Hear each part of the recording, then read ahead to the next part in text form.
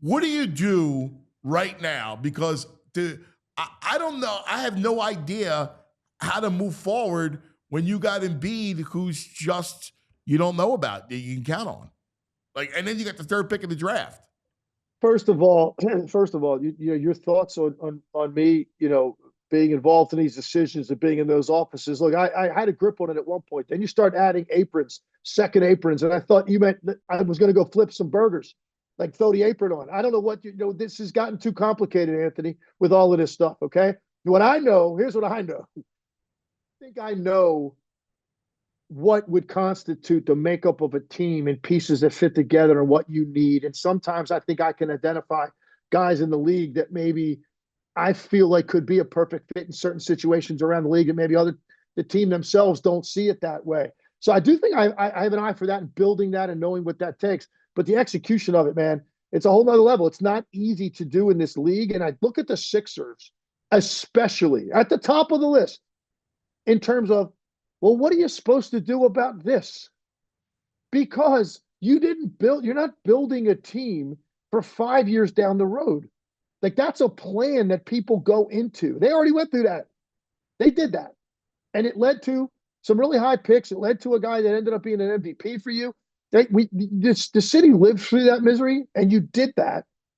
And then you look at the guys that you have had wear uniforms for that franchise in the last half dozen years. So that wasn't the plan. The plan was to live through that so you can now win. The problem is you have to have availability of your best players, man. It's that simple. So it's easy to say, oh, blow it up. That's the easiest thing for people to say. Trade this guy, trade that guy. First of all, those things are not easy to do with guys on max deals. Okay, one. Two, you're talking about market value for players that aren't available. Talking about a team giving up a bunch of assets so you can get better and get younger to acquire a player that they don't know is going to play 40 games. He's going to be available starting April 15th when they need to have him. And that's where we're at with this team. It's unfortunate, but I think you'd be foolish at this point to expect a healthy run. And Paul George, like, oh yeah, okay, that's behind him now. Come on. I mean, you'd have to suspend reality over the last 5 years for both guys. Maxey, I have no issue with. I think Maxey will be there. He's a great player, and he's got to fit with these other guys, and they got to be out there and figure out what this looks like with all three guys. And McCain, hey man, what a start he had. Then he goes down. I mean, I expect him to make a full recovery, but I mean, it's still a major injury. So they're in a tough spot, man, because of what they did to build this. They've got all this money committed to these guys. They're expecting to win now.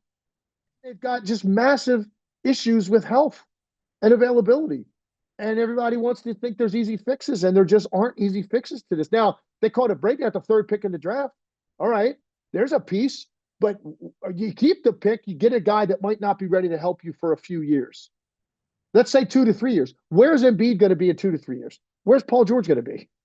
So, or do you say, okay, let's trade the pick for a veteran player that can plug and play now and maybe get a lower pick with that trade, and you still pick up a quality player in the top 10.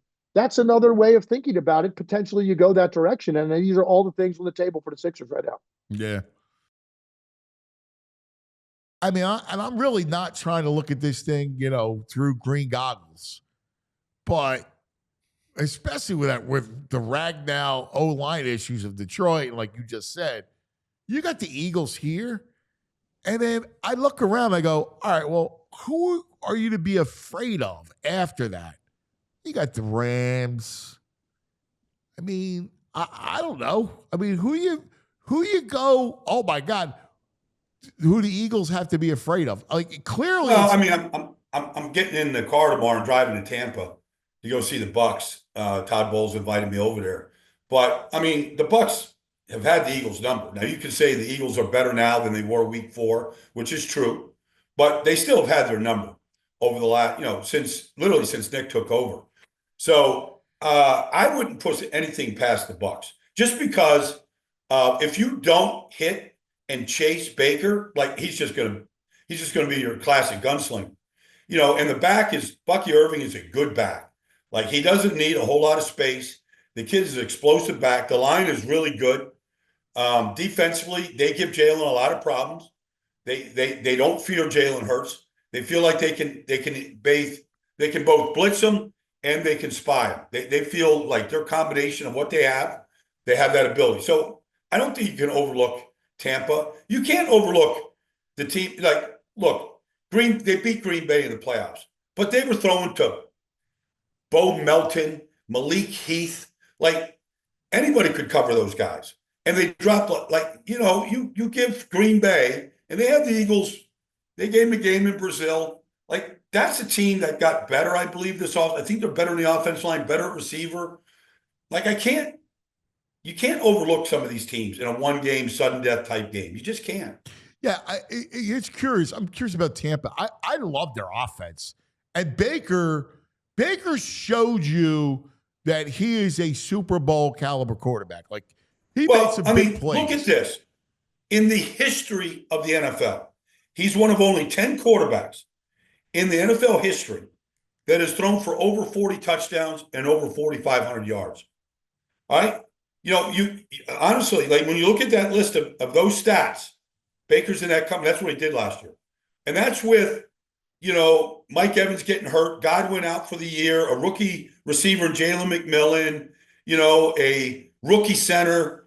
Like, you give that guy another year with these people, and they just got Ibuka, like. And I love Bucky Irving, and Bucky Irving will help open up things in the pass game. Well, he does. I mean, he didn't start the season, but he finished the season. They've drafted, look, Jason Light came out of Philadelphia with Howie and Joe and all those guys. He's done a great job down there in Tampa. A great job. I mean, they've built a good team.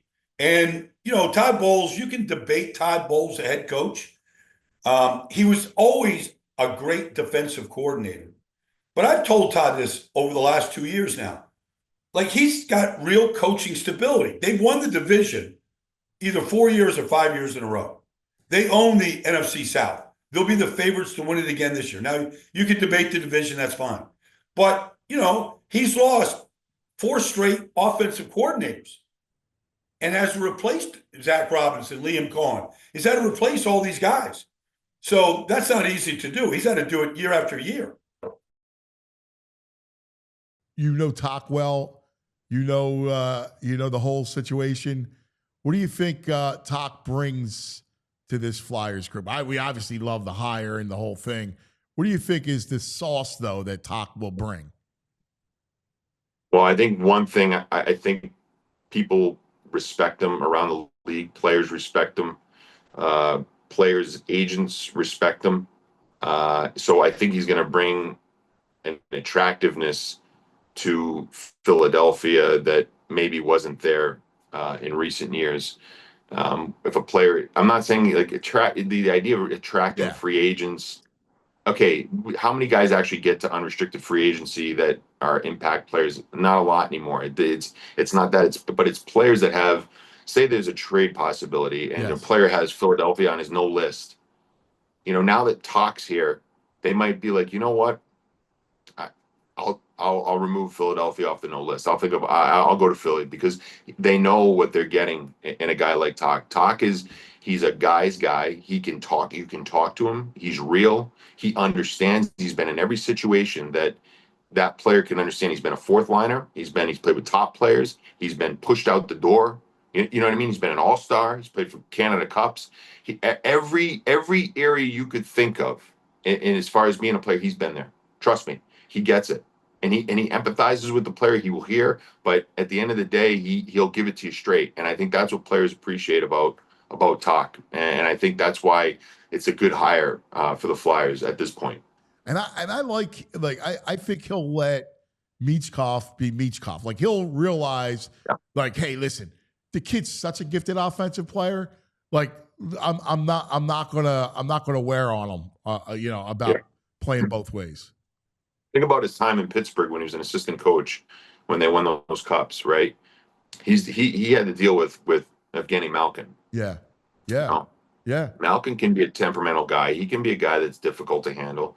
And Tock was able to handle that, make sure everything was cool for him. right? Yet cool for everybody else. Talk understands it. He knows how to read people. He knows how to talk to people. He knows how to.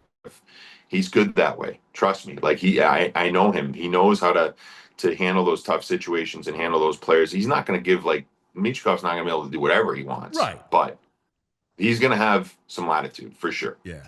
So that we can see what he can truly be. Last thing for me, what if these playoffs kind of taught you about the rebuild for the Flyers, right? Like, Jonesy and Danny, and you go, all right, I just saw these playoffs. What does it mean for how I construct this roster? Well, that's a good question. I think if you look at the teams that are successful, you need centers, number one. You need puck moving D. You don't necessarily need a stud goalie, but you need goaltending that is solid enough to get you through. But you've got to have players that embrace a style of game that is hard to play, and sometimes it's not translatable to regular season hockey. There's a different game that takes place in the regular season at times versus the playoffs. And if you look at Florida's roster, like a guy like Sam Bennett, for example, he's what, a 50-point guy probably in the regular season, but in the playoffs, he probably averages a point per game. He's probably close to a point per game average in the playoffs. He raises his level of play because the style that he plays into the way he likes to play. Whereas in the regular season, it doesn't always translate. So I think you have to be understanding that there are certain players that can get you to the playoffs, and then there's certain players that you need to have in the playoffs. And if you can get a blend and a fuse of those types of players that understand the savvy to understand that there's a certain game that maybe you got to play in the regular season versus the playoffs, and you can flip the switch, you've got a really good player there. But if you don't, then you got to make sure you have players that can get you to that point. And I think for the Flyers, I mean, they've got guys that are learning to play that way. Certainly, I think the way their games are not easy. Trust me, because when they win games, you watch them. I mean, it's like you're squeezing the lemon as hard as you can, every last juice out of it to get them to. So I think they got that part of it. I think what they need is just a little bit more skill to make some of those regular season games not as stressful and as taxing, so that when they get to the playoffs, I think they've got some guys that are learning to play a hard game, what it takes to win in the playoffs. I think guys like Noah Cates and Tyson Forster, they're learning that. I think they get it, and I think we get those guys into the play. They'll be good playoff players. They just need a little bit more talent that can get them through the regular season, so those guys aren't grinding so hard, Right. like to get to the play. I don't know if I'm making any sense, but No, you are. You need good players. Yeah. You need good players to get you there, and then those guys can be like in the playoffs. You'd be like, man, that guy was amazing. And it's like, yeah, he can't do that for 82 games. So that's, and whoever's going to sign Sam Bennett, I don't know where he goes. They're going to sign him, and he's going to sign for good money. I think he's going to stay in Florida. That's my opinion. He should, at least. But if he goes to, say, Toronto or whatever, and gets $8-9 million a year, and he gets 50 points, and people in the regular season are bitching because he's got 50 points, and he's a $9 million player, it's like, wake up. He's not a regular season guy. He's going to rise to the occasion in the playoffs. That's where you're going to see his value. But someone's going to sign him if that happens, and you're going to see some article. They're going to be mad about the fact that he's not an 80-point guy. That's who he is. So, but yeah, I don't know. I don't know if that makes any sense, No, but it makes that's how I perfect see it. sense.